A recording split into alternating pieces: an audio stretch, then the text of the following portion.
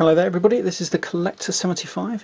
Welcome back to a new kind of video I'm going to be doing. This is called, well at the moment, Graham's Comic Showcase, but obviously if it changes you'll know because of the headline at the top. Right, yeah, so this is Graham's Comic Showcase, and basically I'm just showing a load of comics that I've got because I'm an avid comic collector as well. Basically just that I think either you might like or might want to try, or just basically ones that I want to show you. So anyway, so we're starting off here with my very first American comic that I bought a long time ago. This is of course Batman number 430. This is the first issue I bought. I bought it from the newsagent, and mainly because me and my mates went to a comic shop once to try and buy some comics that we knew a bloke at school would actually buy them off us. But I got them home and started reading them and I realised I quite liked them, so and I didn't actually end up selling to them. Instead started collecting myself. So that is my first one, and that's why I've kept it in such good condition, because that is like February 1989. So we move on, and we're going to start with just a few others. This is Batman and the Outsiders number 1.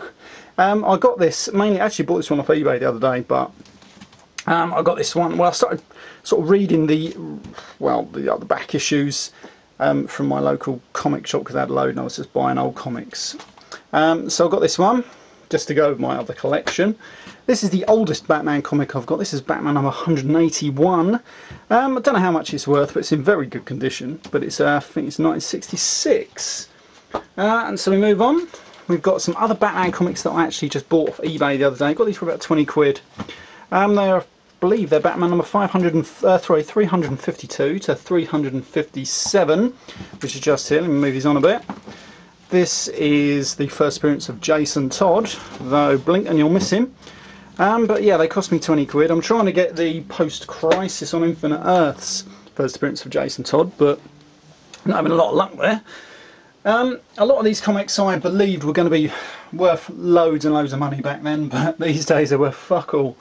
But anyway, here's another set of 4 that I bought from my local comic shop. These are about £5 each. These are Batman number 417 to 420, which is of course 10 Nights of the Beast storyline. Not a bad little storyline. Kind of reminiscent of a later storyline that would come along, which is of course Bane. It does remind me of Bane there. Like I say, you can get these on eBay quite cheap. Pardon me? And then we move on to another storyline, which I remember big at the time I started collecting. I just got out of this. Sorry, I was just missed this one, sorry. This is of course a death in the family. This is the death of the second Robin, Jason Todd. I believe I only managed to get this one when I was, because I was about 14 or 15 when I started. Just started secondary school, I believe. Yeah, I believe I got this one. My mate at school had this one and he was always showing off with it. But I managed to pick up these 2 off eBay. I can't remember, I got it from Comic Shop I think, a bit later on, about mid-90s maybe. Basically, Joker murders Jason Todd. There was a special phone-in of course. The phone numbers are supposed to be in the second part, but my one doesn't have that. I'm not quite sure if I'm missing them. Maybe if someone out there knows, maybe they could tell me. But yeah, I got this one off eBay the other day. It cost me about 3 quid, 4 quid. All very reasonably priced. I'm going to try and buy loads of back issues so I can see them. Try and put together a decent back issue collection. The next ones I'm showing you are from Detective Comics. This is number 598 to 600. This one here, which is number 598. This is marks my first figuring out that you couldn't get every damn comic in the newsagent, so you would have to go to a comic shop to get them, because I couldn't get this. And then by the time I went to the comic shop and asked him, he said no, it was a bit hard to find. He eventually got me one, cost me about £5. Pick these up for about 2 quid on eBay these days. This is the second part, which I did get in my local newsagents, and this is Detective Comics number 600. His 50th anniversary adventure, Blind Justice. Not a bad little storyline, but not the best either. Right, so we'll put those down there. Let's move on. Then we come to the sort of like prestige books that you'll come on. They've got 2 of these. This is my original one that I bought at the time. This is of course Batman the Killing Joke, which has got the definitive Joker origin. Fantastic artwork by Brian Boland and a fantastic storyline by Alan Moore. Yeah, this is the first one I bought back then. This is the second Titan edition with the pink writing. This is one I picked up of eBay the other day with Batman and the Outsiders number 1. Cost me 8 quid. And this, of course, first print DC edition, which is I do want. I think my mate had it, but I don't really want to talk about him. Anyway, yes. Alright, so I'm going to put those down there. And here comes another book. Can't remember where I got this from. I might have got this from my local W.H. Smith's. I might have got it from a comic shop. I think it was probably the comic shop, to be honest. This is Batman Arkham Asylum. This is another fantastic book, and really did start off that pinnacle where you had loads of British artists and British writers revolutionising comics, and they made them such a great medium and sort of darker and everything like that. Fantastic. Written by Grant Morrison, famous of course for the UK Zoids comics, which he first sort of started on.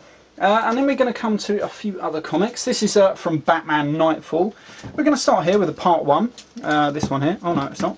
It's got stuck to that one. This is part 1, of course, and nothing too special about it, but I managed to get the Platinum edition because it's got the giant 492 there. Always wanted that one. I think I picked it up for a tenner 10 or 15 years ago, something like that, in a comic shop in Clapham. And then we move on to Batman 497, where of course it says you thought it could never happen. There's of course the breaking of the Batman, and of course this is where Batman gets a broken back and then forces Azrael to take over. I do believe this is the Batman number 500. This is where he has taken over from him by then, but then of course we're shown his new costume. This is the gatefold edition. He is hidden under there, but it's sort of like got a picture of the original Batman, probably just for purists out there, so they would pick it up and not throw it away. And then we're going to come to Batman number Detective Comics number 675. This is the foil enhanced embossed special edition that they always used to do back then. This is his, of course, new costume. And then I managed to pick up the Platinum edition. You can get these on eBay, 6-7 quid, something like that. I think that's how much I paid for it. I just love the cover. I believe it's the same as the newsstand edition, but this one has like silver sort of like in it, basically. Nothing else too much about it, but I just love that cover. That's why I wanted that one. Right, so I'm going to put those down there. This is, of course, probably one of the best graphic novels that I own, which is of course The Dark Knight Returns. I have only 3 of the original issues. I'm trying to get book 1 now, but they're on eBay. They're about 20 or 30 quid each. I ain't paying that. I do have, this is my original Titan edition graphic novel. I do have the 10th anniversary slipcase edition with the alternative ending which the writer Frank Miller, another great writer, originally envisioned for the book, where it's a little bit more darker. And also comes with a sketchbook and what have you. I've not seen these about so much, but still another great book, and definitely one you should try if you haven't already read it. These are a couple of Spawn comics that I have. I do have quite a large run of Spawn, and I used to love Spawn back then. I bought these ones for about £10 each, something like that, back when I was collecting, like about 1993, something like that. A great concept. The film was shockingly shite. But the cartoon they did was pretty good. Again, the early issues especially, you can't go wrong. I think number 8, yeah, I think that's written by Alan Moore, is another fantastic one. And there's another one where it goes to hell, and it's basically just a play on all the comics industry at the time. Next we're going to go to another reason why I started collecting. Back when I was getting them out of my newsagents back in early 1989, I managed to find Emerald Dawn. At the time I didn't realise this character had been around since like the late 50s. There's of course Green Lantern. And this was the 6-issue series. I was so glad I managed to get these in the newsagents. So it really did spark my imagination. I loved Green Lantern back then. And of course then I went on to get the series and everything like that followed this. That was when I sort of realised that it had been going for quite a long time. And eventually, where am I? Here we go. We get to this bit, if I can find them. Here we go. And this is of course the later run of the original 6. This is where it sort of had a crossover with Reign of the Supermen, from where Superman had died. I mean, I did get a lot of Superman comics actually. I might show them another time, but not for this one right now.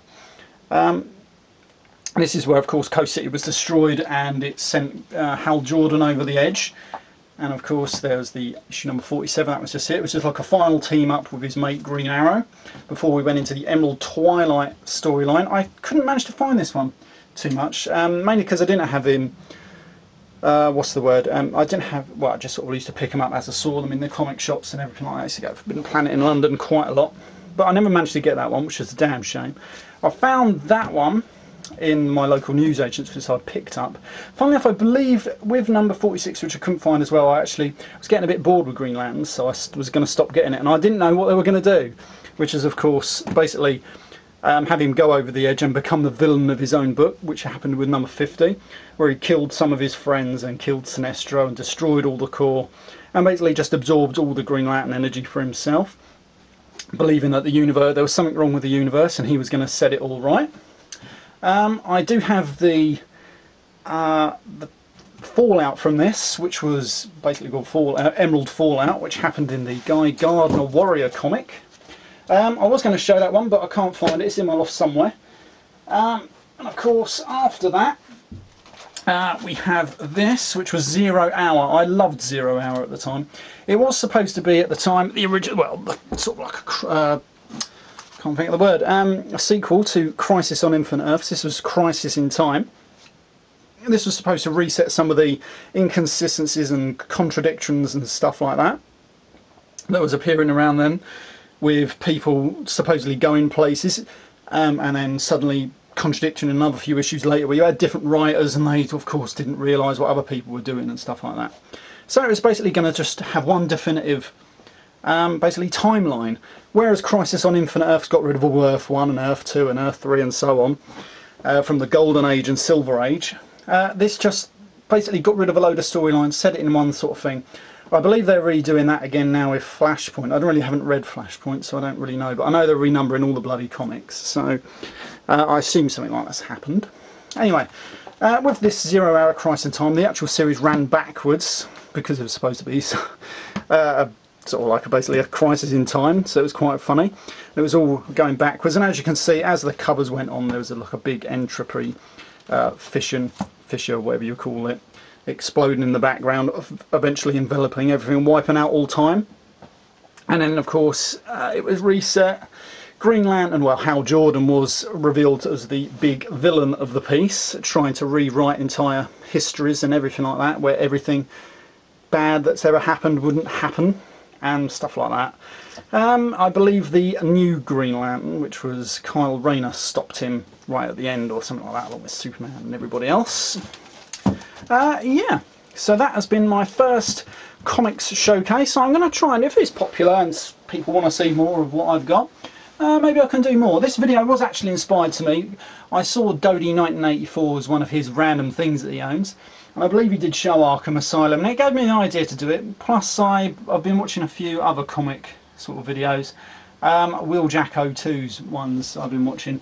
He does have a great collection, I've got to admit. My stuff's mainly DC, involving all Superman, mainly Batman, because I'm a big Batman fan. I just love how dark and gritty it is, and Green Lantern. Anyway, this has been Graham, the Collector75. I hope you like this video.